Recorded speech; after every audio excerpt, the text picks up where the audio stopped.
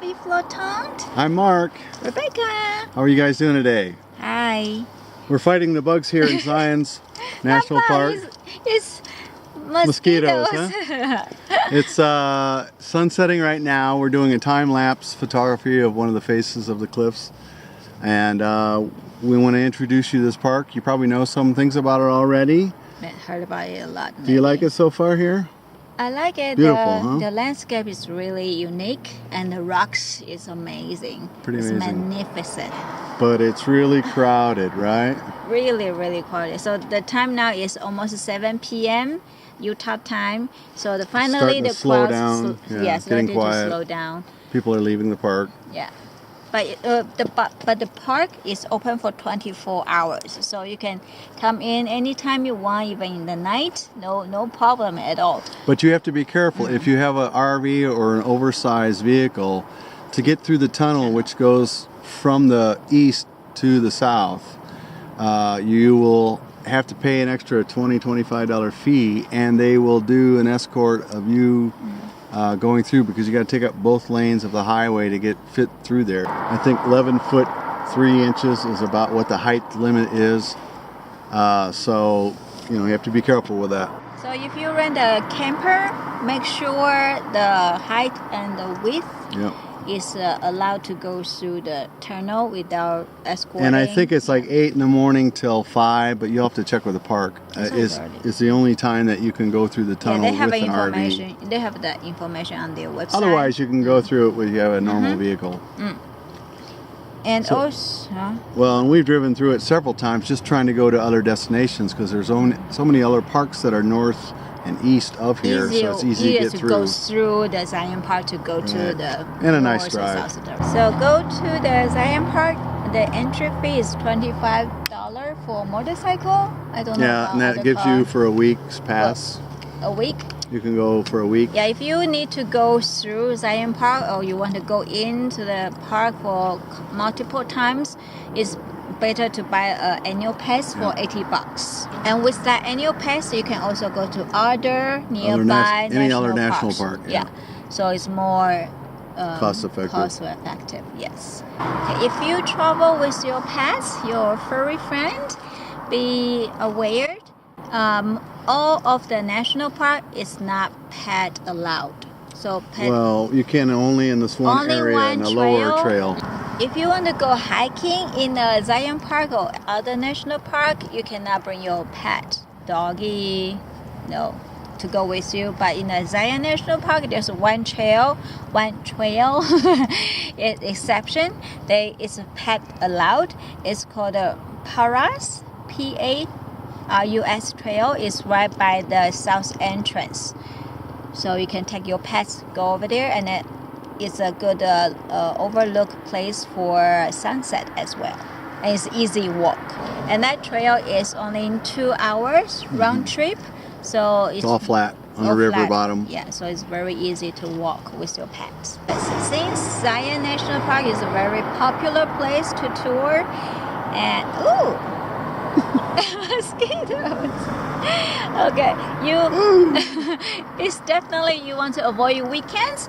And last Sunday we tried to get in here.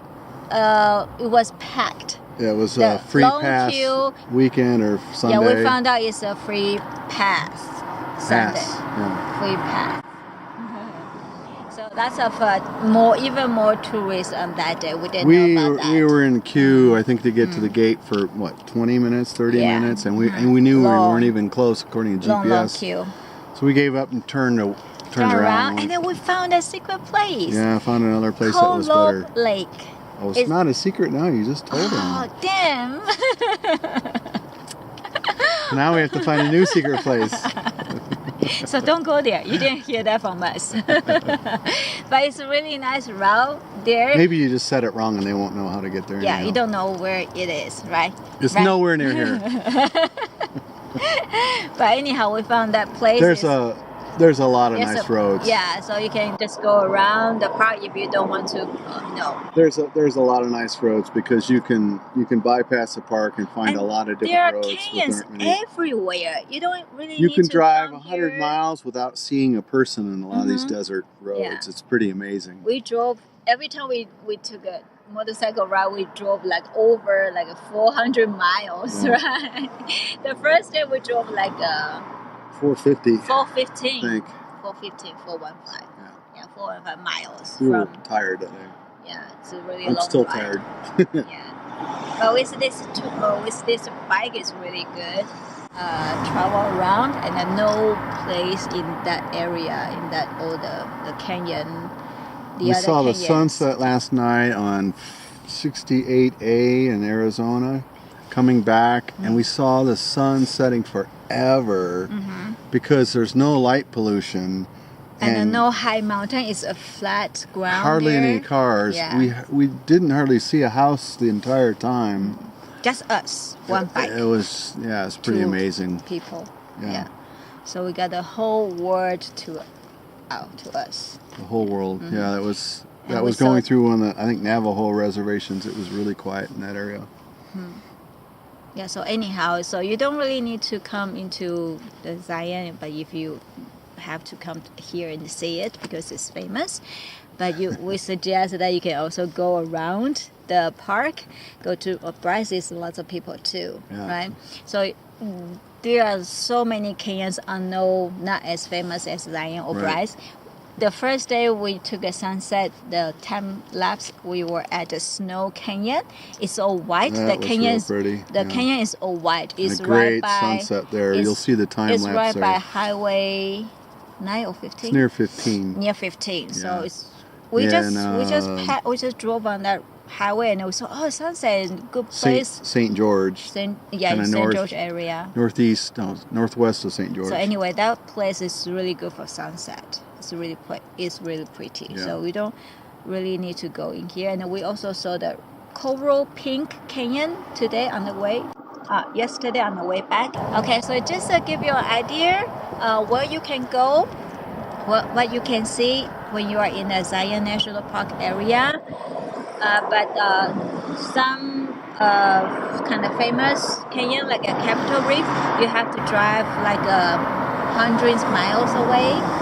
So it's like 107 miles as far as the GPS goes, but it took us like 4 hours really or more to ride. get there from Virgin where City, we're sitting right now.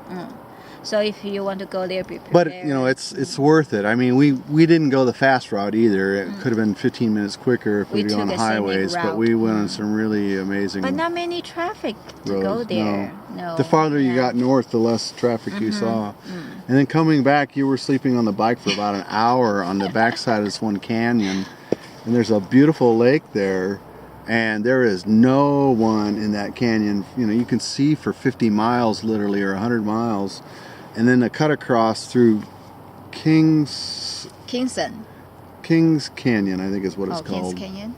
I'll have to look it up. Anyhow. Another beautiful canyon. I didn't even wake her up for that one. Yeah, how can you not wake him up? Well, you were sleeping. You're supposed to be paying attention. You enjoy the view all You're to supposed yourself. to be the camera girl.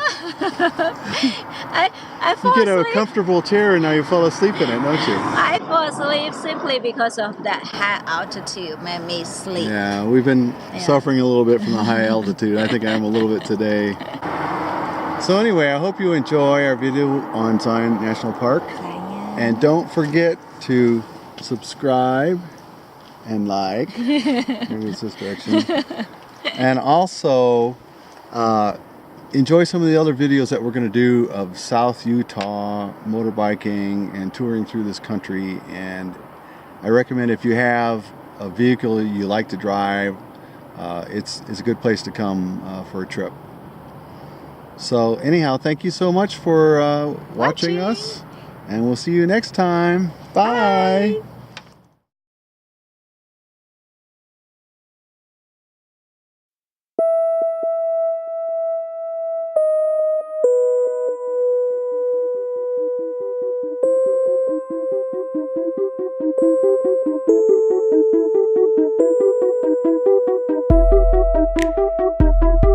Bye.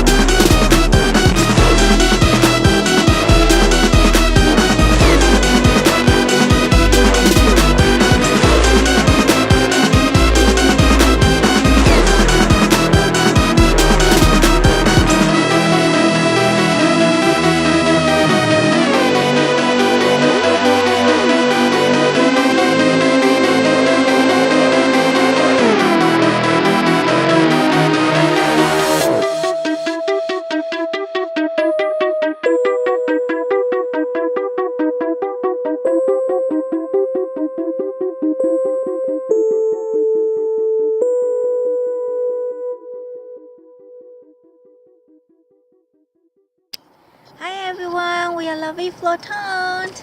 I'm Mark.